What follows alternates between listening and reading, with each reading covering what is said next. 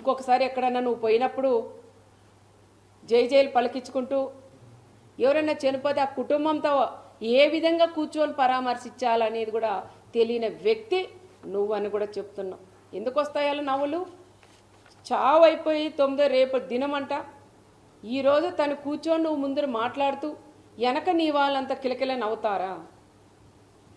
వాళ్ళు ప్రాణం పోగొట్టుకొని ఆ కుటుంబం ఏడుస్తుంటే నీ వాళ్ళు నీతో పాటి నీకు నవ్వేది తెలియదు, ఏడ్చేది తెలియదు, రెండింటికి సంబంధం లేకుండా నువ్వు అక్కడ కూర్చొని ఆ కుటుంబాలను ఆ విధంగా మీ వాళ్ళందరూ కూడా నవ్వుకుంటూ వాళ్ళని పరామర్శించేది కూడా అది కరెక్ట్ కాదని మరొకసారి జగన్ రెడ్డి కూడా తెలియజేసుకుంటూ, మా గ్రామాల్లో చిచ్చులు పెట్టావు, చిచ్చులు పెట్టొద్దు అన్నావు, పెట్టావు.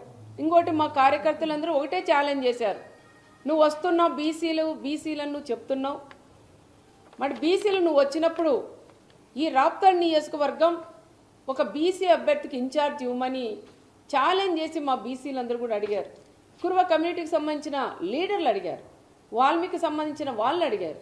మరి నువ్వు అది చేసేకి నీ చేత కాలేదు, కానీ పచ్చి అబద్ధాలు చెప్పేక మాత్రం పాపరెడ్డిపల్లి హత్య లింగమైని వాడుకున్నాడని ప్రత్యేకంగా కూడా తెలియజేసుకుంటూ